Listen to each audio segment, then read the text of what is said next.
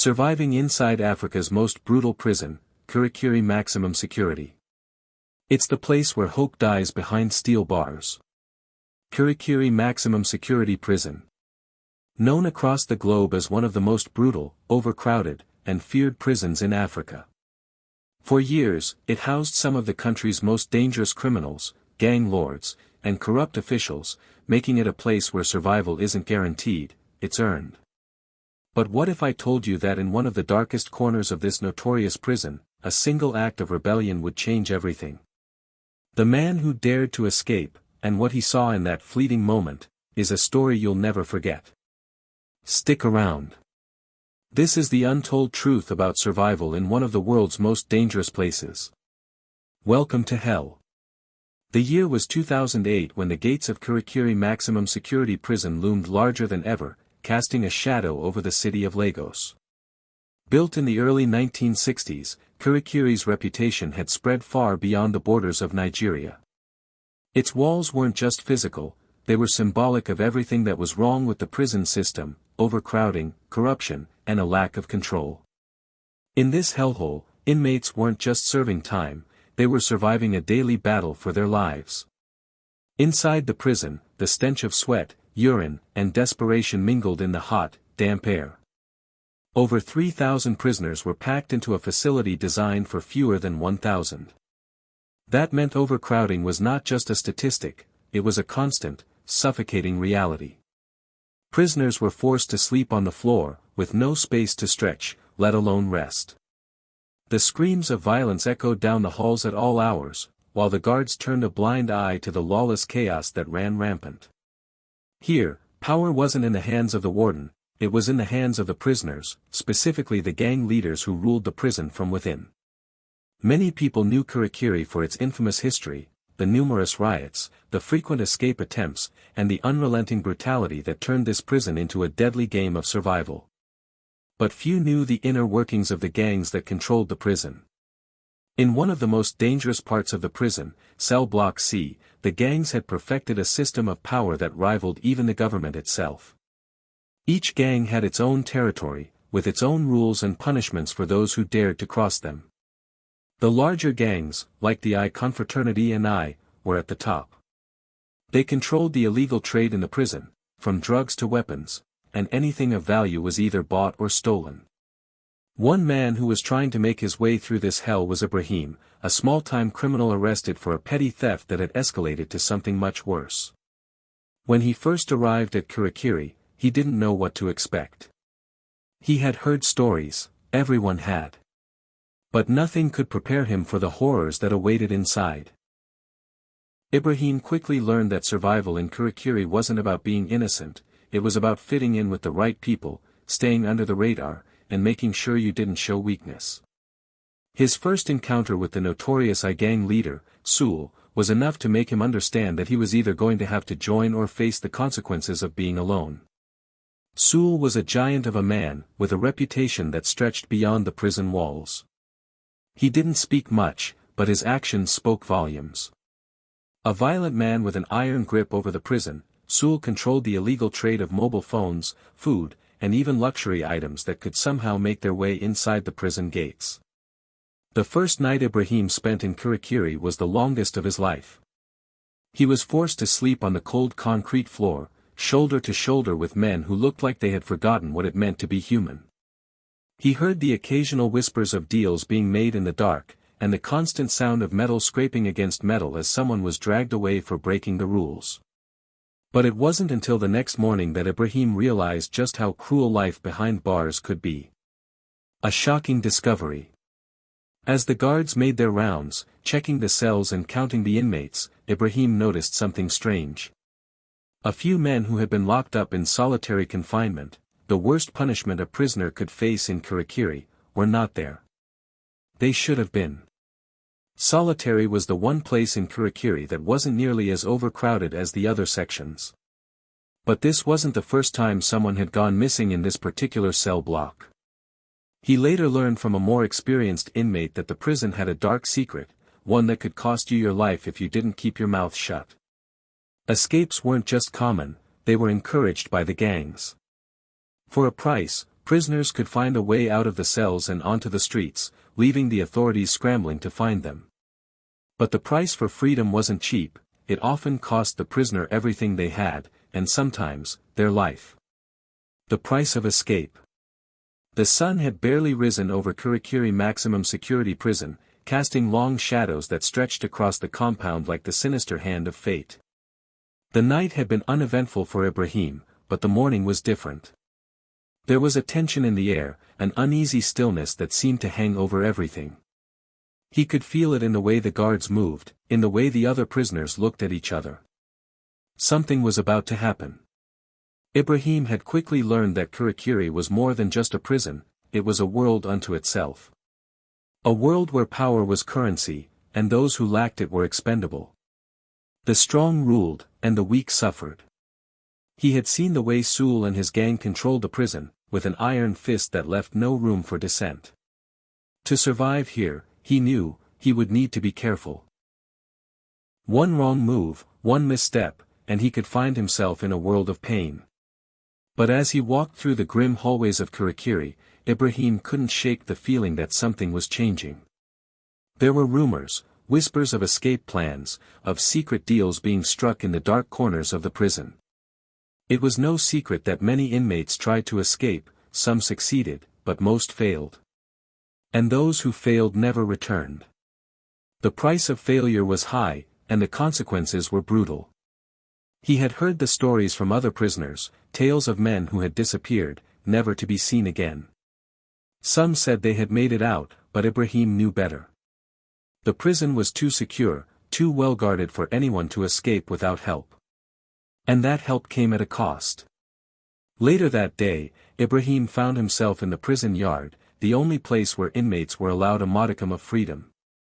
It was a harsh, barren space, surrounded by high walls and topped with razor wire. The sun beat down mercilessly on the prisoners as they walked in circles, some chatting quietly, others lost in their thoughts. The sound of metal clinking echoed in the background as the guards patrolled the perimeter. It was there, in the yard, that Ibrahim saw Sul again. The towering gang leader was speaking to a group of men Ibrahim recognized as some of the toughest and most dangerous inmates in the prison. Their faces were grim, their eyes hard with the knowledge of the violence that had shaped their lives. Sul caught Ibrahim's gaze and motioned for him to come over. "Listen," Sul said, his voice low and threatening, "I've been watching you. You've got potential. But you need to know something. Out there," he gestured to the outside world, "nothing is free. Not even escape." Ibrahim didn't fully understand what Sul meant at first, but the implication was clear. Sul was offering him something, an opportunity, a way out of the prison. But Ibrahim knew better than to trust anyone in Kirikiri. Gangs had their own codes, and the price of breaking those codes was often death. As Sul continued, his words became more cryptic. "If you want out, you'll have to pay the price. Not with money, not with food. You'll pay with something more valuable. Loyalty. Silence. And sometimes, blood." It was then that Ibrahim realized the full extent of what he was getting into. Escape from Kirikiri was not a simple task. It wasn't about breaking down a wall or slipping past the guards. It was about dealing with the right people, the men who controlled everything behind the scenes. And those men, like Sul, demanded loyalty. Betrayal was the fastest way to a violent end in a place like this. Sul leaned in closer, his breath foul and thick with the smell of tobacco. "The way out isn't easy. The guards, they look the other way sometimes, but there's always a price. And sometimes, the price is death." Ibrahim's heart pounded in his chest as the reality of his situation sank in. He had no choice but to get involved. In Kirikiri, the choices were simple: survive, or be consumed by the chaos. And survival meant doing whatever it took to stay alive. The deal. Over the next few days, Ibrahim found himself drawn deeper into the dangerous underworld of Kirikiri. The gang members, once distant and intimidating, now seemed like the only people who could offer him any kind of protection. Sul, though brutal and calculating, was the gatekeeper to the possibility of escape. The more Ibrahim learned, the more he realized that escaping Kirikiri wasn't just about physical barriers, it was about navigating a complex web of power, corruption, and fear. The guards, though numerous, were easily bribed, and the gang leaders knew how to exploit their weaknesses. But even with the guards out of the equation, there were other challenges to face, challenges that required both cunning and brutality. One afternoon, Ibrahim was called into a dimly lit room in the back of the prison. It was here that Sool made the final offer. The escape plan was set in motion, but Ibrahim would need to make a decision. Was he willing to risk everything for the chance at freedom? "You'll have to make it look like you're dead," Sool said. "The guards won't bother checking if they think you've already been taken. Once the paperwork is in order, and you're in the system as dead, the way out will be clear." Ibrahim listened in silence, his heart racing. This wasn't a simple escape. It wasn't a matter of scaling a wall or running through an open gate. It was far more complicated, and far more dangerous. The deal was set: Ibrahim would be given the chance to disappear. But in exchange, he would have to give up everything: his identity, his past, and his future. His very soul would be tied to the gang's survival. The cost of betrayal would be more than just death. It would mean an eternity of living in fear, looking over his shoulder, always wondering if the past would catch up with him. As the days passed, Ibrahim couldn't shake the feeling that this was a one-way ticket. There was no turning back once he made the choice to leave the prison behind. But there was also a part of him that realized he had no other choice. In Kirikiri, there were only two types of men: those who made the rules, and those who followed them. The final step. The night before the escape was scheduled, Ibrahim lay awake, staring up at the dark ceiling of his cell. He could hear the distant sounds of inmates talking, the clanging of metal doors, the muffled voices of guards as they walked by. The prison was alive with the energy of men who had nothing left to lose. He thought about his family, about the life he had left behind. It seemed like a lifetime ago, and in a way, it was. The world outside seemed distant, unreachable. But now, just within his grasp, was the chance for freedom. Freedom at a price. As the night drew on, Ibrahim made his peace with the decision. He would escape. But at what cost? In the morning, the plan would be set into motion. And for better or worse, his life would never be the same. The price of freedom. The heavy doors of Kirikiri Maximum Security Prison slammed shut behind Ibrahim with a sound that reverberated deep in his chest. He stood at the edge of the concrete courtyard, his body tense, his mind racing. Today was the day that would determine whether he lived or died, whether he would walk out of this hellhole a free man or remain trapped in its suffocating grip forever. The plan was simple, at least on paper. He would be declared dead. His body would be wrapped in a sheet, ready to be carted away and dumped in the morgue, while, in reality, he would be smuggled out under the cover of darkness. The guards, believing that Ibrahim had succumbed to the brutal conditions of the prison, would have no reason to question his death. Once the paperwork was filed, and he was officially marked as deceased, the gang would pull the strings to get him out, making it look like he had disappeared into thin air. But there was no such thing as a simple escape in a prison like Kirikiri. Every move had to be calculated, every decision precise. One mistake, one wrong move, and the consequences would be deadly. Ibrahim had learned the hard way that in Kirikiri, trust was a currency you couldn't afford to spend too freely. And in his case, his life was the price. The preparation. The days leading up to the escape had been filled with tension. Ibrahim had gone through the motions, getting the death certificate, taking on the persona of someone who no longer existed, but each step weighed heavily on him. He couldn't afford to show weakness, not now. He had made the deal with Sool, the gang leader, and there was no turning back. Ibrahim spent those days in a haze, moving between the cell block and the prison yard, as if everything was normal, as if he were just another inmate passing the time. He kept his head down, speaking only when necessary, always aware of the eyes watching him. In a place like this, there was no room for mistakes. A single slip-up could alert the wrong people, and that would be the end of him. On the night of the escape, Ibrahim was given the signal. A sharp tap on the metal bars of his cell. His heart skipped a beat. The moment had arrived. He was supposed to lie in his bunk and pretend to sleep, as he had done countless nights before. But tonight, there would be no sleep. Ibrahim lay perfectly still, his eyes wide open in the dark, as the minutes ticked by, each one feeling like an eternity. The sound of footsteps grew louder as the guards walked past, their heavy boots echoing through the hallways. Ibrahim could hear their muffled voices, talking among themselves, unaware of the events that were about to unfold just beyond their reach. Then, it happened. The door to his cell creaked open, just enough to let the small, wiry figure of one of the gang's insiders slip through. Ibrahim didn't flinch. He had been expecting this. The man moved silently, like a shadow, and whispered in Ibrahim's ear. "Get up. It's time." Ibrahim pushed himself off the bed, trying to steady his breath. The air in the cell was thick with tension. He had been through countless close calls, but this was different. This time, it wasn't just about surviving the day, this was about surviving the night. The escape begins. The escape was timed to the minute. Ibrahim knew that if they didn't get out before the first round of checks, they would be caught.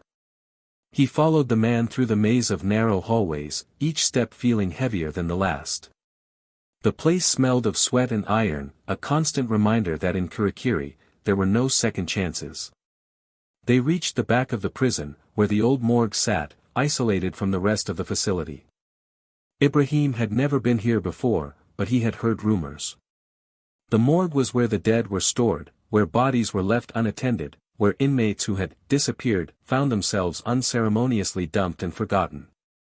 But tonight, the morgue would be the gateway to freedom. Ibrahim was about to enter a world that few had ever seen.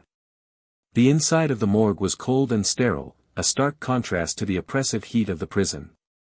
The dim light flickered above them, casting long shadows on the metal tables where the bodies were supposed to lie.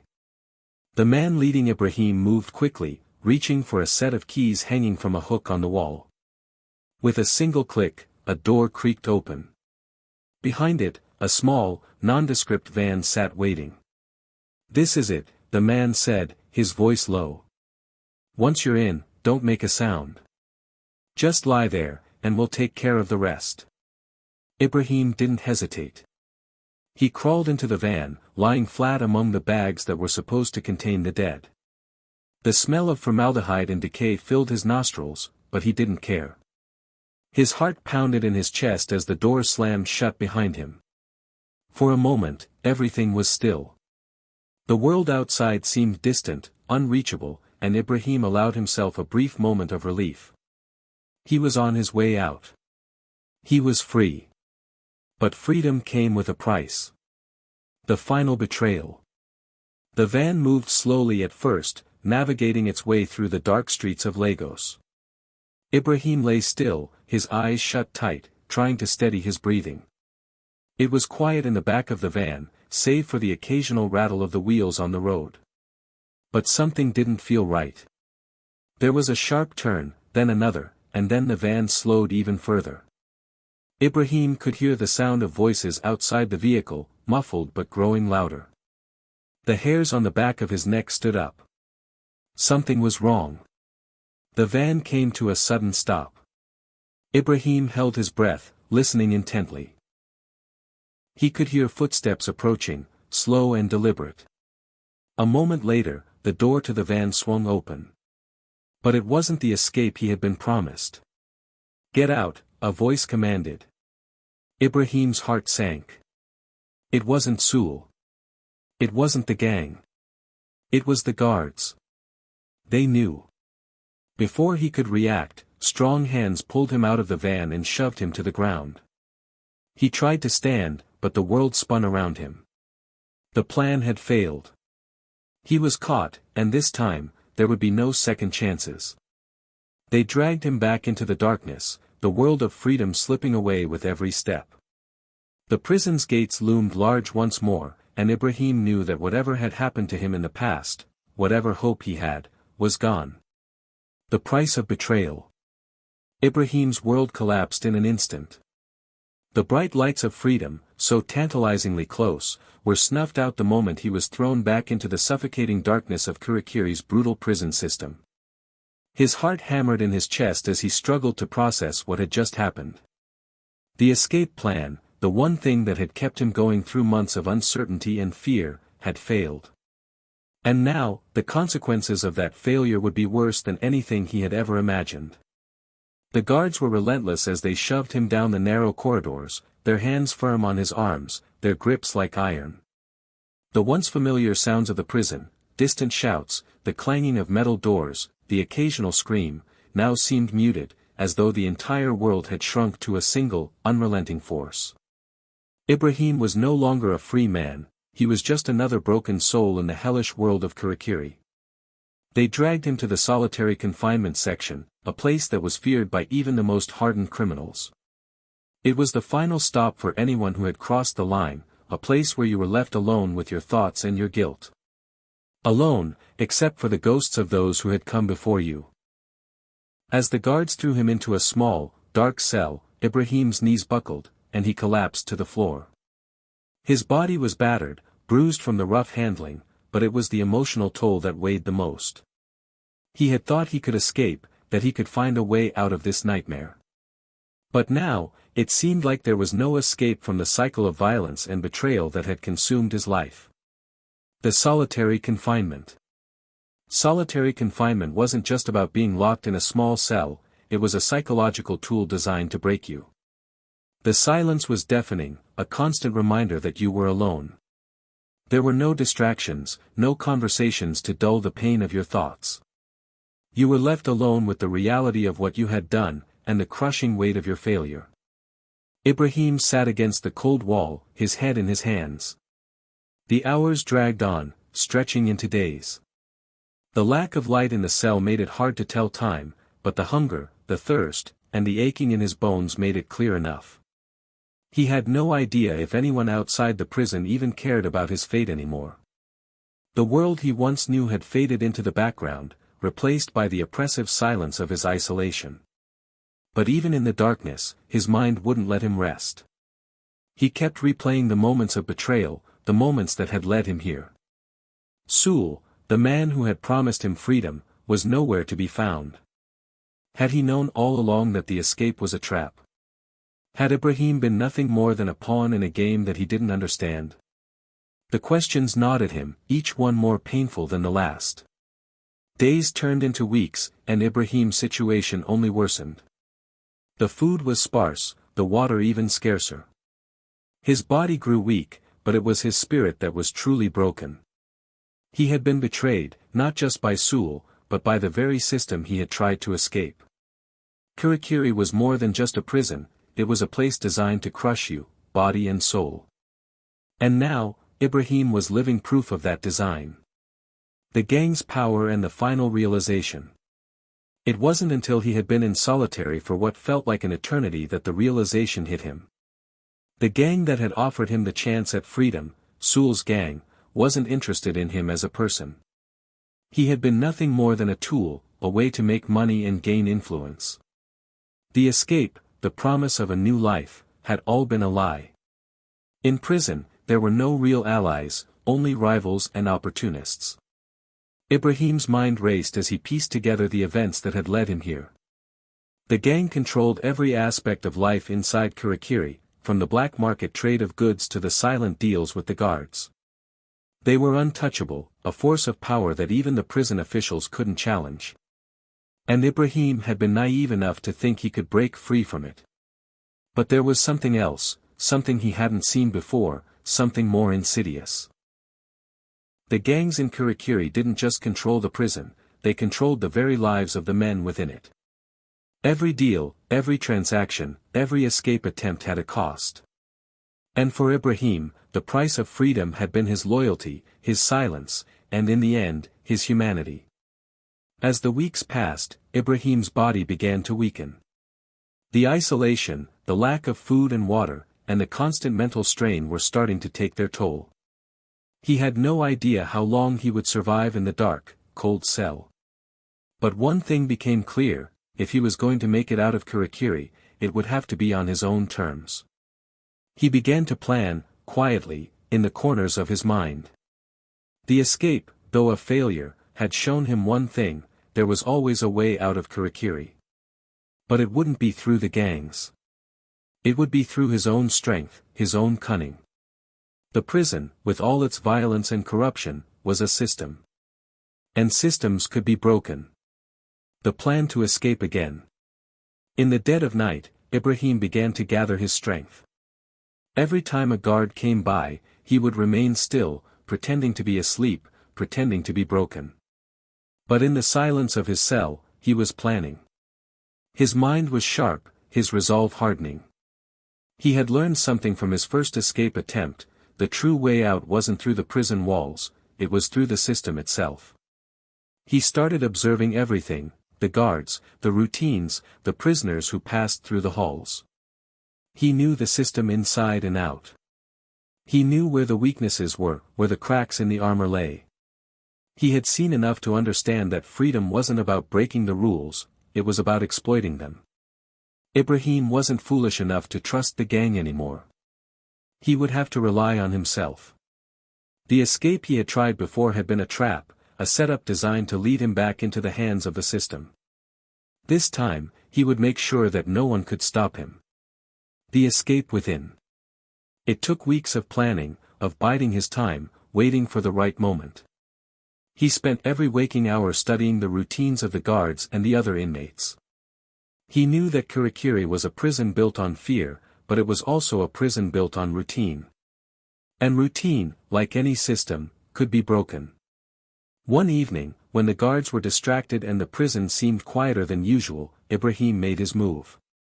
He had prepared for this moment, and now, every step he took had to be precise.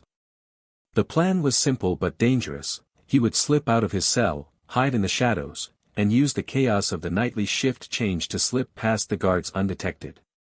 His heart raced as he quietly slid the lock on his cell door, making sure it was silent. He moved cautiously, like a shadow, through the dimly lit hallways of Kirikiri. The guards were focused on their rounds, and Ibrahim knew that this was his chance.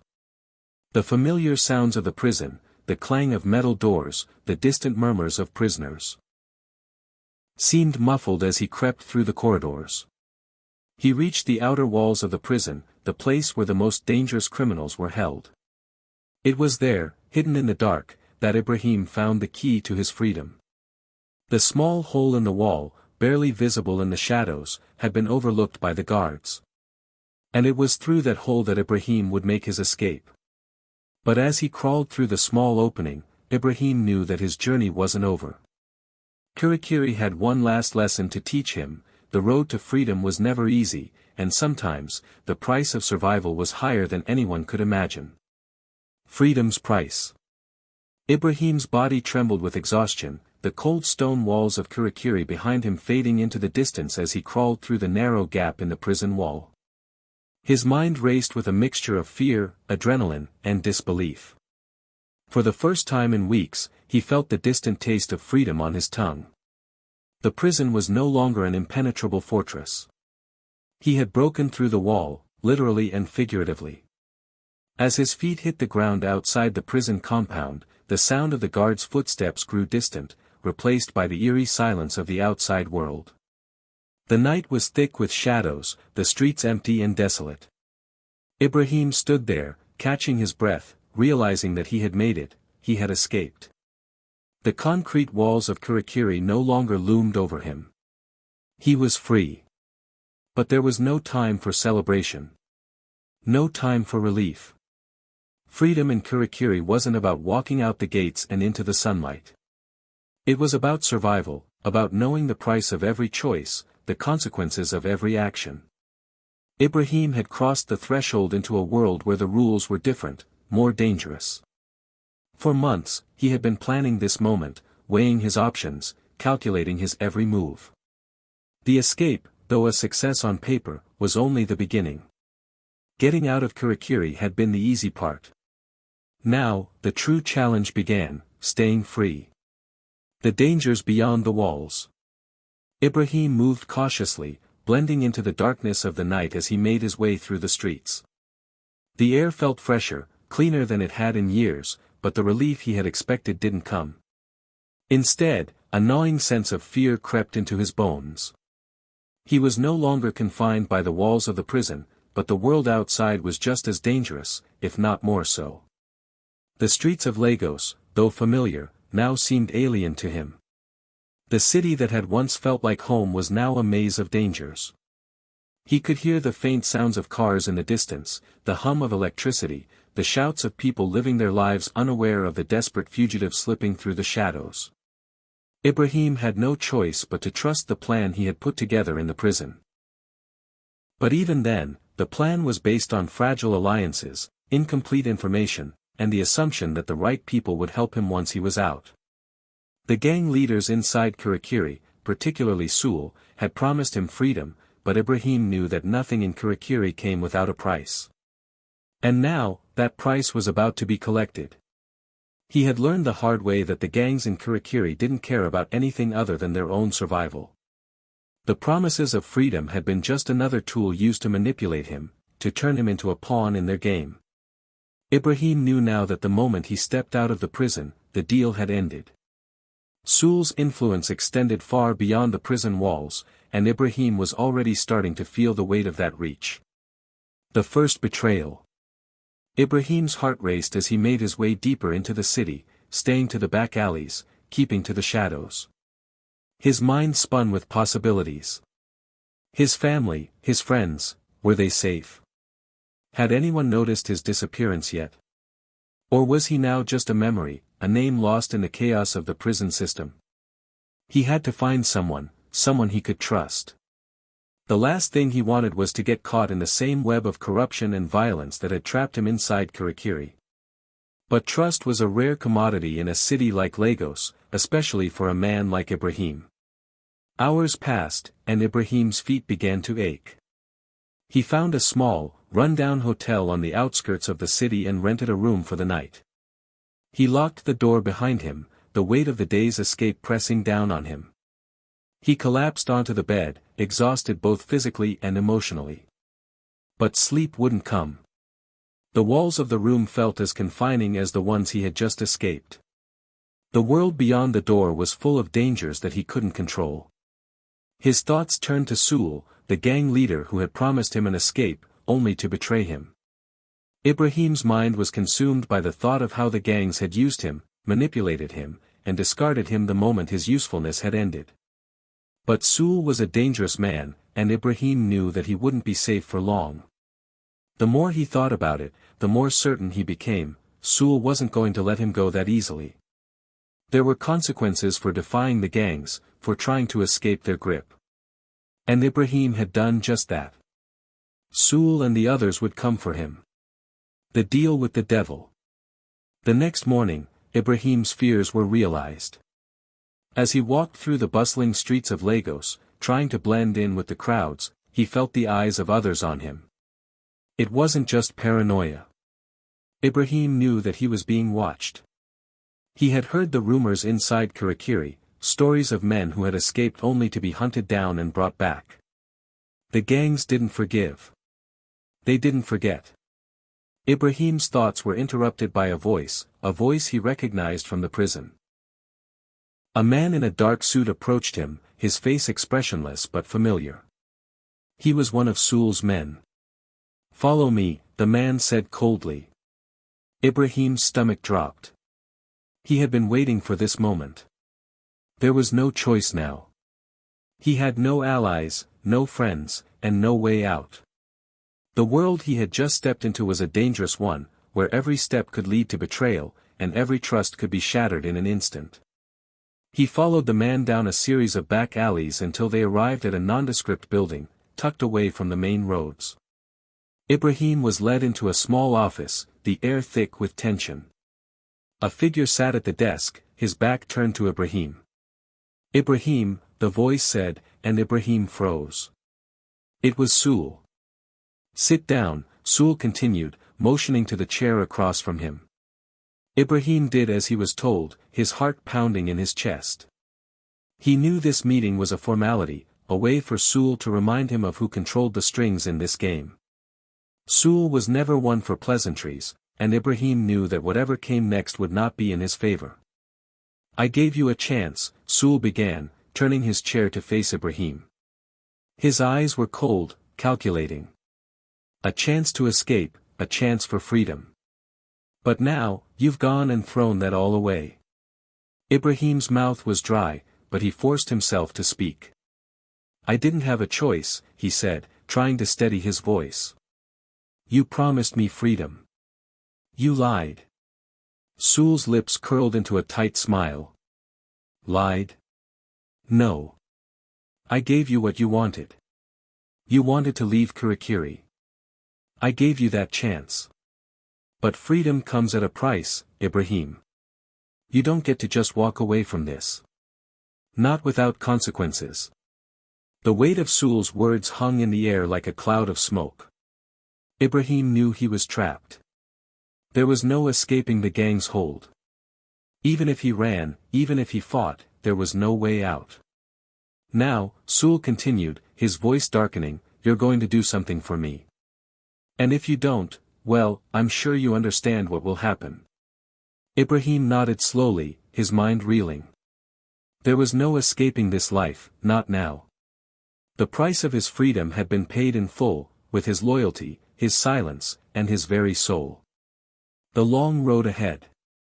As Ibrahim left the building, the gravity of his situation settled in. Sewell's words echoed in his mind. Freedom was never really freedom. The world outside Kirikiri was just as corrupt, just as dangerous. The prison walls had been replaced by a different kind of trap, one that was far more insidious, one that could never be outrun. But Ibrahim wasn't ready to give up. He wasn't ready to be another pawn in a game that had no winners. The fight for his freedom was just beginning, and he would do whatever it took to make it out of this hell, alive. The road to redemption. Ibrahim walked through the crowded streets of Lagos, his heart heavy with the weight of Sewell's words. The air was thick with tension, the noise of the bustling city drowning out his thoughts. He had always known that the road to freedom wouldn't be easy, but now he understood just how dangerous his decision to escape had been. The promise of freedom had been nothing more than a lie, and now he was trapped in a world far darker than Kirikiri's prison walls. Every step he took seemed to echo in his mind. The plan was simple in theory: escape, blend into the world, and never look back. But the moment he had left the prison, the gang had placed a target on his back. Sewell's power wasn't confined to the prison, it extended far beyond, and Ibrahim had learned that in the most painful way possible. The gang controlled not only the prison but also the streets, the people, and even the law. Ibrahim had made a mistake. He had thought he could outrun them. But there was no outrunning a force like Sewell. The road ahead was uncertain. The promise of freedom felt like a distant dream, and the shadow of the gang loomed over him like a cloud he could never escape. But Ibrahim wasn't ready to give up, not yet. He had already come too far to turn back now. The cost of betrayal. Ibrahim didn't know how much time had passed since his meeting with Sewell. Days, maybe weeks. The exact number didn't matter. All he knew was that the pressure was building. Every corner he turned, every alley he entered, he felt eyes on him. He couldn't trust anyone.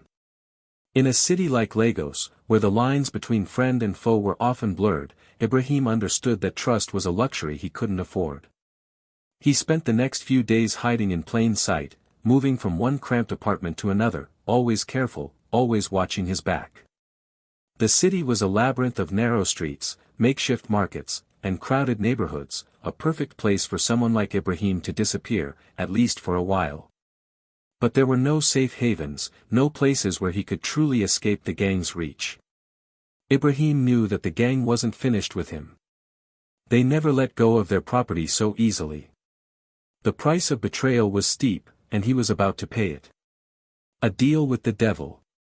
It was in one of these cramped, dimly lit apartments that Ibrahim met with a man who promised him a way out.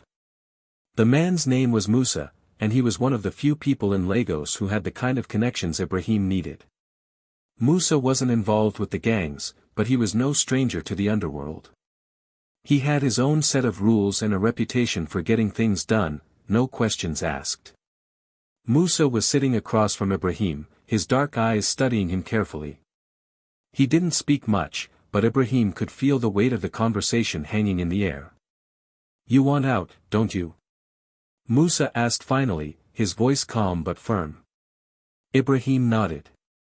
"I need to disappear. They're after me." Musa leaned back in his chair, his fingers tapping rhythmically on the table. "Everyone's running from something. You're not the first to come to me for help. But nothing comes without a price, Ibrahim. You want out? You'll pay for it." Ibrahim had no choice but to listen. The deal was simple. Musa had connections that could help Ibrahim disappear, start over somewhere far away from the reach of Sool and his gang. But in exchange, Ibrahim had to do something for Musa, something that would tie him to a criminal network even darker than the one he was already running from. "I have a job for you," Musa said. "One last job, and then you're free. No more hiding. No more running." Ibrahim's heart sank. He knew what this meant. There was no escaping the underworld. The moment he accepted Musa's offer, he would be pulled deeper into a world of violence, crime, and betrayal. But he had no other options. His back was against the wall. "What's the job?" Ibrahim asked, his voice barely above a whisper. Musa smiled, but it wasn't a reassuring smile. It was the smile of a man who knew exactly what he was asking for, and what it would cost. The job. The job was simple, at least in theory. Ibrahim had to deliver a package to a contact in the heart of Lagos. A small, nondescript package that contained something valuable, something that could change the balance of power in the criminal world. The details were sparse, but Musa had made it clear that Ibrahim couldn't ask questions. The package was to be delivered without delay. If Ibrahim completed the job, he would be free to leave Lagos, to disappear into the world. But if he failed, if the package was lost or intercepted, the consequences would be swift and brutal. Ibrahim knew that Musa wasn't just a middleman. He was part of a larger operation, a network of criminals who operated in the shadows of the city. The job wasn't about delivering a package, it was about proving loyalty. If Ibrahim could prove himself, he would earn his freedom. But if he failed, he would become just another nameless body in the streets of Lagos. The hours leading up to the delivery were tense. Ibrahim's nerves were frayed, his mind racing with the possibilities of what could go wrong. He had no way of knowing what was in the package, but he had a feeling that it was far more dangerous than anything he had dealt with before.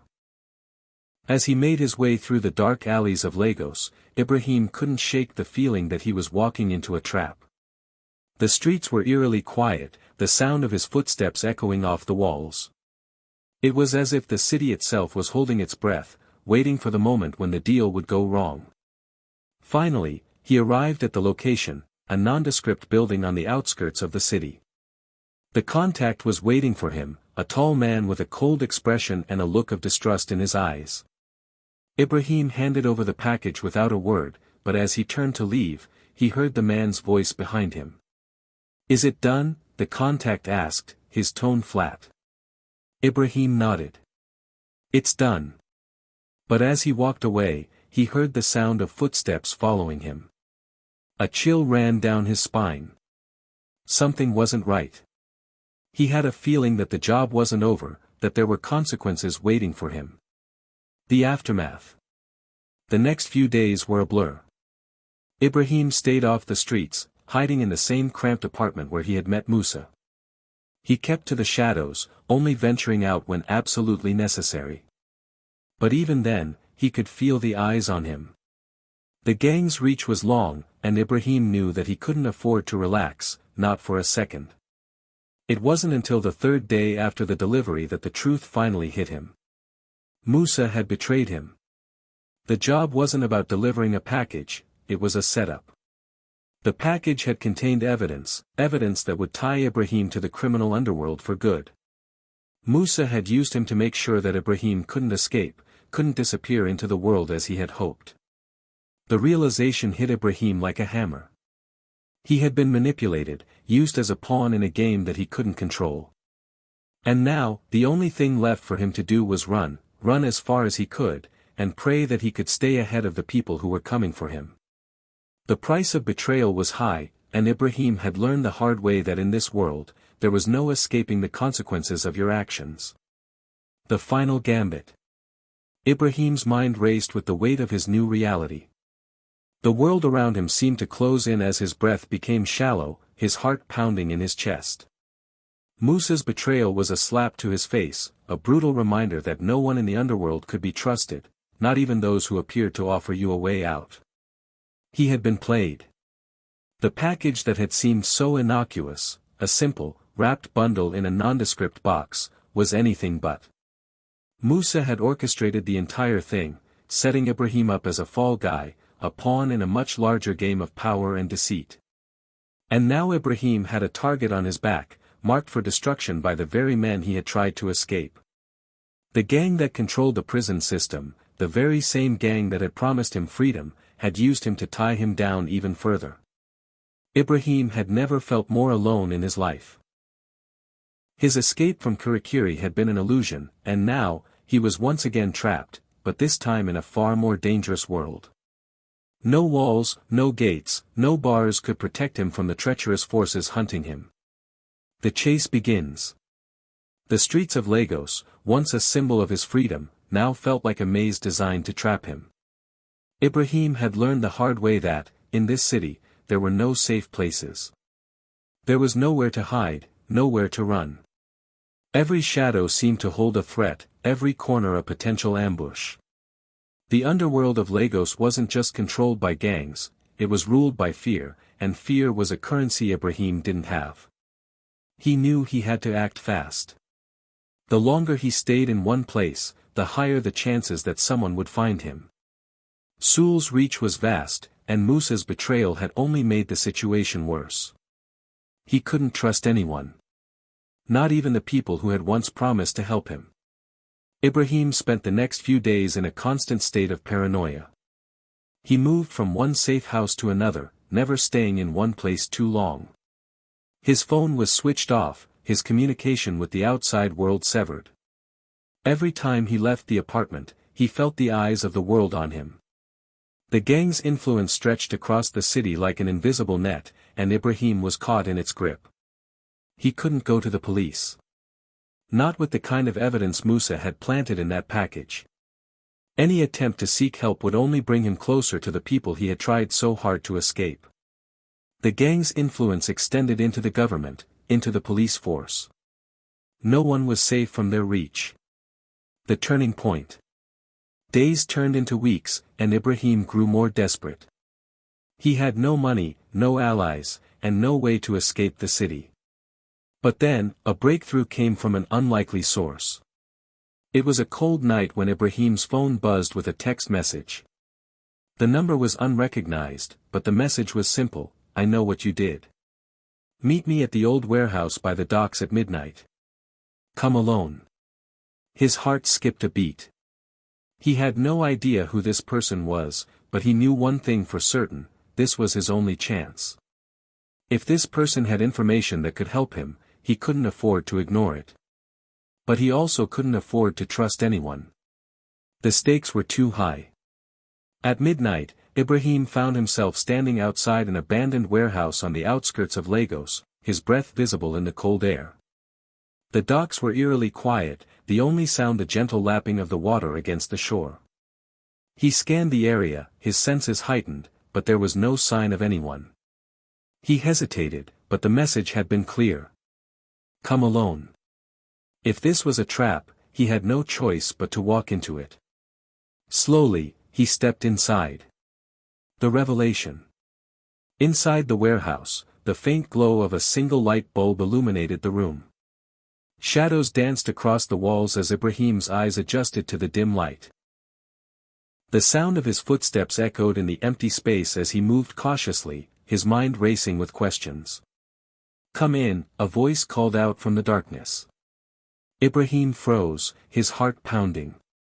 The voice was familiar, but he couldn't place it. He stepped forward, slowly, until a figure emerged from the shadows. It was Musa. "Surprised to see me?" Musa asked, his voice dripping with sarcasm. Ibrahim's blood ran cold. "What do you want?" Musa smirked. "What I want is simple. You and I are in the same game now. You're not the only one who wants out of this mess. I've been trying to play both sides, trying to stay on top, but now," he paused, his eyes narrowing. "Now, I need you." Ibrahim's mind spun with confusion. "What are you talking about? After everything you did?" Musa held up a hand, cutting him off. "Listen to me. The game is changing. The people we've been working for, they're not what they seem. You think I betrayed you? No. I was trying to protect you from the real danger. But you've been too blind to see it. Sul isn't just some gang leader. He's a puppet master. And you're the one he's been pulling the strings on all along." The revelation hit Ibrahim like a slap to the face. He had been a pawn in a much bigger game than he ever realized. Sul's empire wasn't just about money or power, it was about control. Control over the entire underworld, from Kirikiri to the streets of Lagos. And Ibrahim had unknowingly played right into his hands. "What do you want from me?" Ibrahim asked, his voice low with suspicion. "I want you to help me bring Sul down," Musa said, his voice steady. "We're in this together now. The only way out is to take down the man who controls it all. You're not alone in this fight anymore." Ibrahim's mind reeled as the weight of Musa's words sank in. The man he had tried to escape, the man who had betrayed him, was also the man he now had to defeat. It was a twisted, dangerous game, and Ibrahim had no choice but to play along. The plan. Musa laid out the plan in detail, his voice low and conspiratorial. The gang was powerful, but there were cracks in the system, cracks that Ibrahim and Musa could exploit. They needed to gather intel, make strategic alliances, and slowly chip away at Sul's empire. But the risk was enormous. If they failed, there would be no escape. The price of failure was death, and both of them knew it. "I can't promise you that this will work," Musa said. "But if we pull this off, we can both get out. We can both disappear." Ibrahim stared at the man across from him, the weight of the decision settling in his chest. He had already lost so much, his freedom, his identity, his trust in others. But this was his last chance. There was no turning back now. If he wanted out, if he wanted to survive, he had to face the monster that had been controlling him all along. "Let's do it," Ibrahim said, his voice steady. "But we do it my way." Musa smiled, a rare flash of respect in his eyes. "Deal." And so, the final chapter of Ibrahim's journey began. The road ahead would be treacherous, filled with danger and uncertainty. But for the first time since his escape, Ibrahim felt a flicker of hope. He wasn't running anymore. He was fighting. The fall of the king. Ibrahim's new reality was one of danger and uncertainty. Every move he made, every person he spoke to, had to be calculated. The plan to take down Sul's empire wasn't just about surviving, it was about dismantling the very foundation of power that had been built over years of blood, betrayal, and manipulation. And as Ibrahim delved deeper into the world of gang warfare, he realized that the stakes were higher than ever before. There was no turning back now. Musa, who had once been an enigmatic figure to Ibrahim, now seemed like the only ally he had. He had been in the game for longer, had seen the ins and outs of the criminal world, and had learned to navigate the treacherous waters of Lagos underworld. But even Musa, for all his cunning, was just a small piece of a much larger puzzle. The plan was simple in theory: gain the trust of the people who controlled the prison's outside network, feed them false information, and sow distrust among Sul's most loyal followers. But it wasn't going to be easy. Every move had to be swift, every word chosen carefully. One slip-up could result in death. Ibrahim knew that more than anyone. His life, and the lives of those he cared about, were on the line. Gaining trust. Over the next few weeks, Ibrahim and Musa worked in the shadows, gathering intel, speaking with the right people, and waiting for the perfect moment to strike. They met in secluded places, away from prying eyes. Each meeting felt more dangerous than the last, and Ibrahim's paranoia grew with every passing day. He had no choice but to trust Musa, at least for now. Musa's plan to infiltrate Sul's network began to take shape. They would have to convince Sul's men that they were still loyal, that they were still part of the gang. Ibrahim would need to prove himself once again, to show that he was valuable to the operation. He needed to become indispensable. It wasn't long before Ibrahim found himself back in the heart of the criminal underworld, where he once again had to walk the thin line between survival and betrayal. He was tasked with small jobs at first, delivering messages, gathering information, watching people's movements.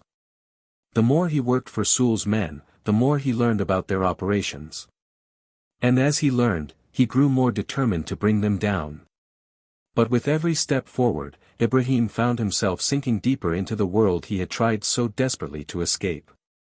The sense of danger was ever present, and the tension was palpable.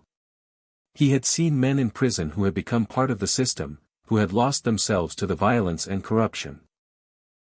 He couldn't let that happen to him. The double cross. It was during one of these missions that Ibrahim began to realize how deeply embedded the system was. His job that day was to retrieve a package from a contact on the outside, nothing too complicated, just a simple transaction. But when he arrived at the location, he was met with an unexpected sight. The man he was supposed to meet was dead, shot in the head, his body left out in the open as a warning. Ibrahim's heart sank. This wasn't a normal robbery. This was a message. The gang had already found out about the plans to undermine them. Sul's reach was far more extensive than Ibrahim had realized. His every move was being watched. He was being set up. His mind raced as he realized that the gang had known about his plans all along. He couldn't believe it. Had Musa betrayed him? Was the entire plan a setup from the start?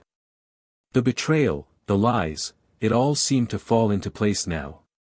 But Ibrahim couldn't afford to make assumptions. He needed answers. And he needed them fast. He reached out to Musa, hoping that there was some explanation, some way out.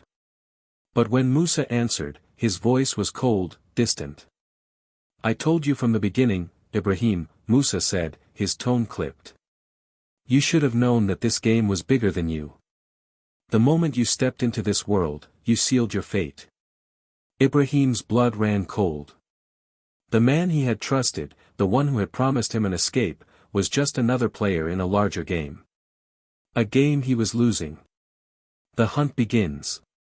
As the days passed, Ibrahim found himself on the run once again. He couldn't trust anyone, not Musa, not the people who claimed to be his allies. Sul had made his move, and Ibrahim was once again trapped in a game of survival.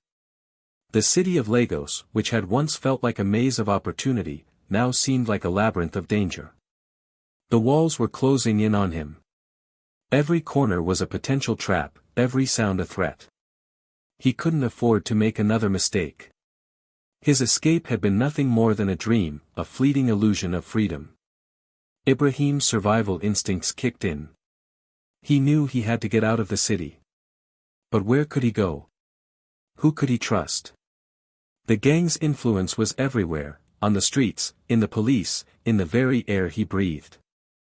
There was nowhere left to hide. It was then that he remembered something Sul had once told him: the world outside is just as dangerous as the walls of the prison. You can't escape what's inside you. It'll always find a way to catch up. Those words rang in Ibrahim's ears as he stood on the rooftop of a rundown building, looking out over the sprawling city below. He was caught between two worlds, one that promised power, wealth, and freedom, and one that offered only death, betrayal, and endless suffering. There was no way out. Not unless he made a choice. The question was, what choice would he make? The ultimate decision. The night was silent except for the distant sounds of traffic, the hum of the city that never seemed to stop. Ibrahim stood at the edge of the roof, his gaze fixed on the horizon. The decision weighed heavily on him. If he stayed in Lagos, he would eventually be found. Sool would find him. Musa would find him. The game would continue, and Ibrahim would be nothing more than a pawn in it. But if he left, if he ran, he would be leaving behind everything. His past, his identity, everything he had ever known. He would be nothing, a ghost wandering the world with no purpose, no future. Was it worth it? Was freedom worth the price of never looking back? Ibrahim knew that he couldn't keep running forever. Eventually, the past would catch up to him.